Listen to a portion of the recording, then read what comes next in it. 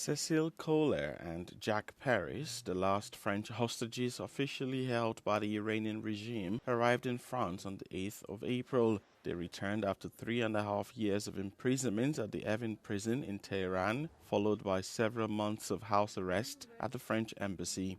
It was also an emotional moment for Louis Arnaud, who was formerly imprisoned there from September 2022 to June 2024. Arrested 6 days after Masa Amini's death while he was on a sightseeing trip in Iran, he was wrongly accused of participating in protests against the death of the 22-year-old woman. Although they never met, these French nationals were all imprisoned in Section 209 of the Evin prison, reserved for political prisoners and foreigners. Cette section 209, c'est l'antre du diable. C'est un abattoir où les gens sont entassés dans des cellules sans fenêtres, avec des lumières allumées 24 heures sur 24. On mange, on vit, on dort à même le sol, comme un animal.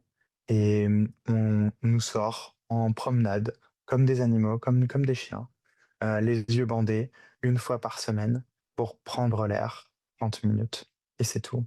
Et le reste du temps, vous êtes dans cette cellule ou en interrogatoire, puisque toute cette déshumanisation, toute cette pression extrême qui ne s'arrête jamais, même dans le sommeil, elle est là pour forcer des aveux fantasmés d'espionnage. L'Iran est plongé dans un blackout et l'accès à l'Internet reste très restreint.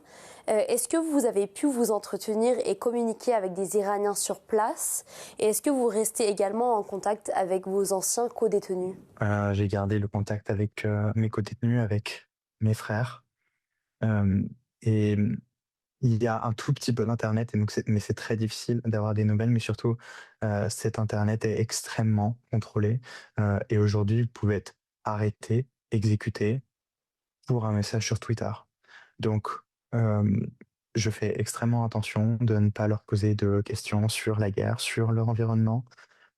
C'est juste se préoccuper d'être humain à être humain, de la manière dont ils se sentent, et de leur dire qu'ils ne sont pas seuls et qu'on parle d'eux ici aussi aujourd'hui et que je fais tout ce que je peux pour porter leur voix.